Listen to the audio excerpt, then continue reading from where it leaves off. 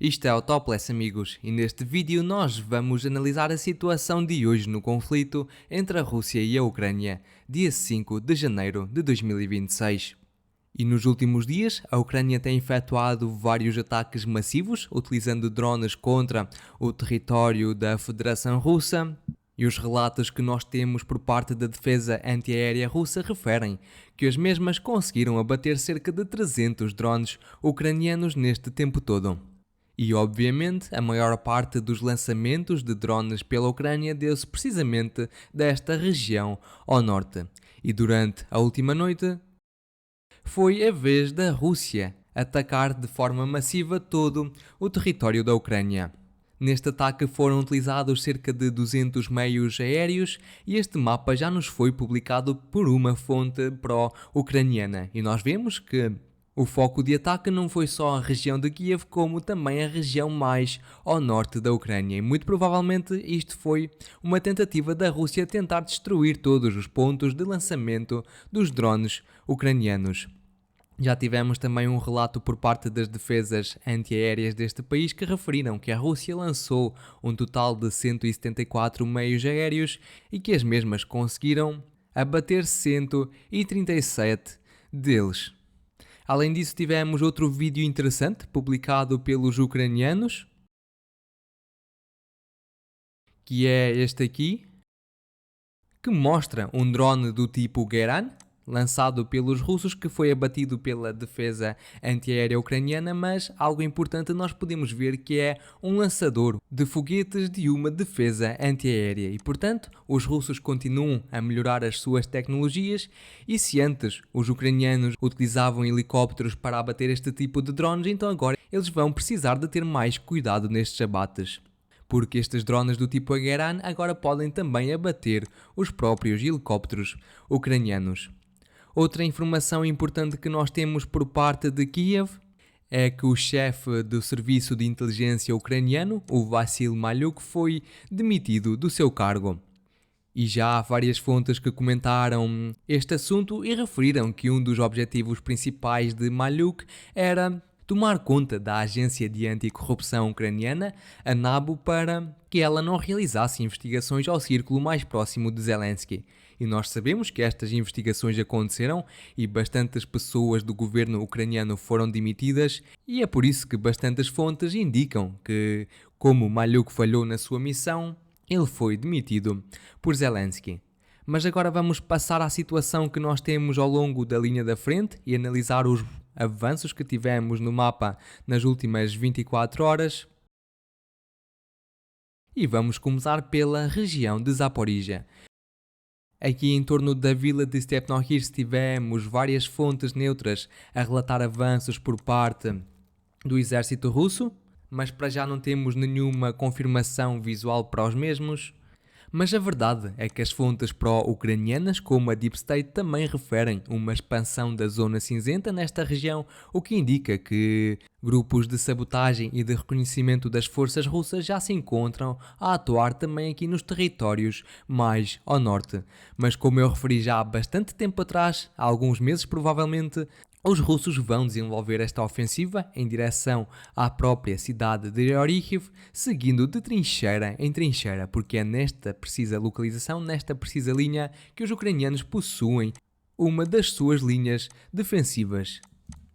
Portanto, a minha previsão da estratégia que ia ser utilizada pelos russos está a cumprir-se. Tivemos também bastantes ataques com drones do tipo FPV, realizados pelas forças russas nesta direção.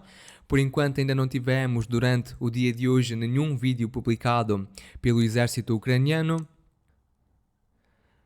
Mas também só vou referir, em relação a esta direção, que a cidade de Dnipro também sofreu durante o ataque de hoje por parte dos russos. Já tivemos também algumas imagens publicadas de alguns drones do exército russo a atacar alguns alvos.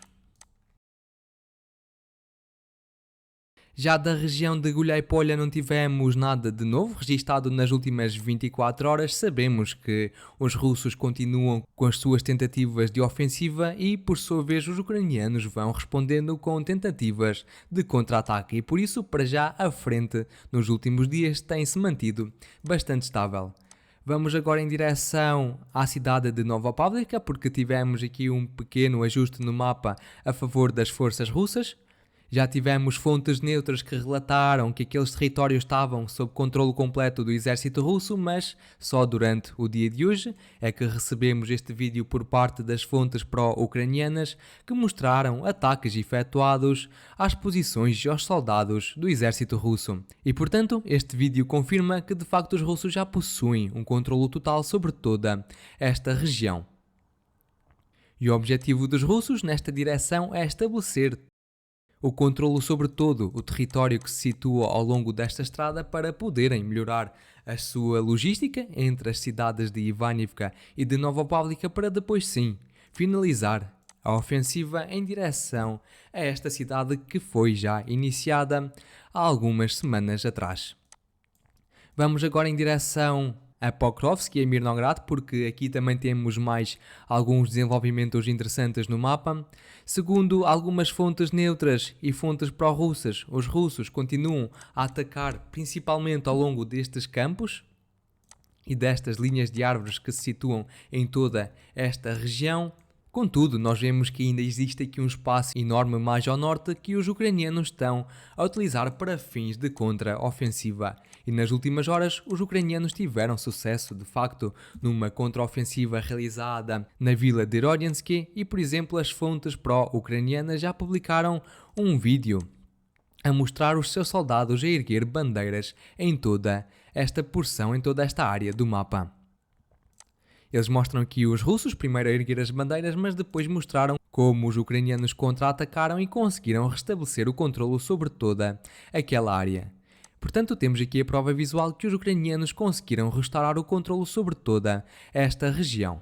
E por isso estamos a ver que esta frente de combate está bastante dinâmica. Temos não só ataques por parte da Rússia, também ataques por parte dos ucranianos, mas nada de significativo. Também tivemos ataques registados por parte dos ucranianos às posições russas, com drones do tipo FPV, mas os russos também continuam a atacar algumas concentrações de forças ucranianas ao longo de linhas de árvores.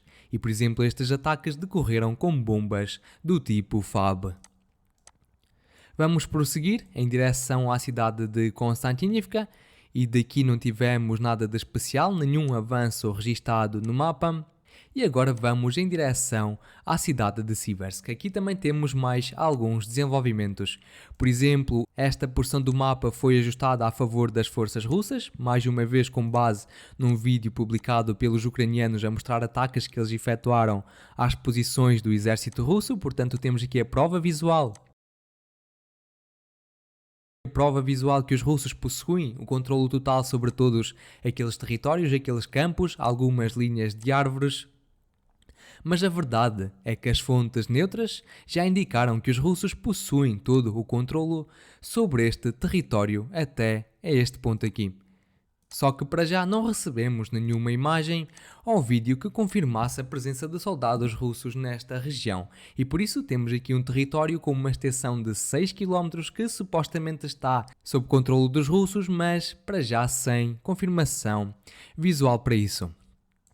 E antes de passarmos em direção à cidade de Liman, de onde também temos desenvolvimentos interessantes, quero só voltar à cidade de Pokrovsk, porque eu esqueci-me de referir que, apesar de que as fontes neutras, as imagens e as fontes pró-russas indicam que os russos controlam todos estes territórios, inclusivamente a totalidade da cidade de Pokrovsk e a totalidade da cidade de Mirnograd, as fontes pró-ucranianas, como a Deep State, dizem que isso não é verdade, mas pouco a pouco continuam a ajustar cada vez mais e mais territórios a favor das forças russas e continuam a aceitar a realidade.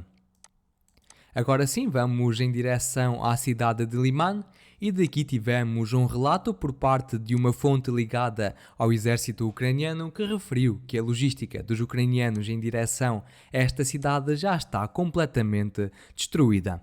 Esta fonte pró-ucraniana também referiu que existe um elevado número de drones a sobrevoar aqueles territórios todos e que não há nenhuma possibilidade de efetuar nenhum tipo de transporte nem suprimento de forças ucranianas dentro desta cidade.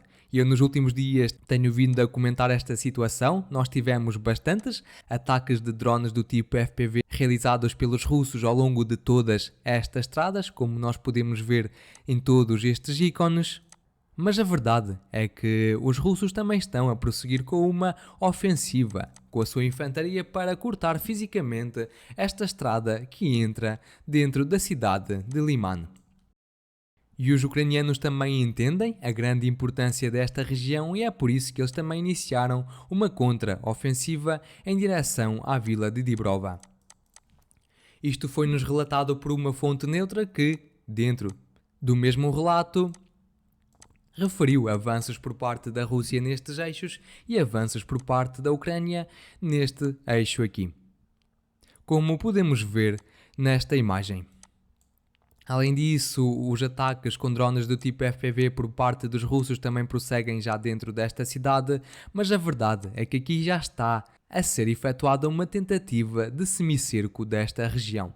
Caso os russos consigam melhorar mais um pouquinho as suas posições nesta porção do mapa, e obviamente caso consigam chegar e cortar fisicamente estas estradas, podemos de facto referir que a cidade de Liman estará operacionalmente cercada sem hipótese de os ucranianos efetuarem o suprimento das suas forças. Vamos agora em direção à cidade de Kupiansk, porque aqui algo interessante está a acontecer.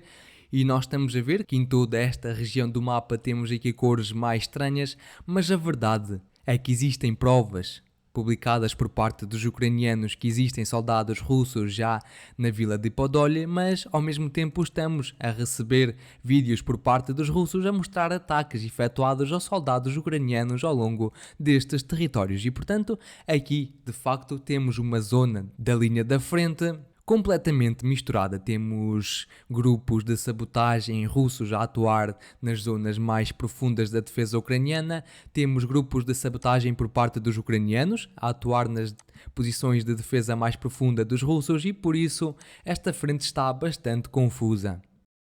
Na verdade, ataques por ambas as partes prosseguem nesta região. E o mais importante de tudo é que a frente de combate está a ser alterada a cada hora que passa.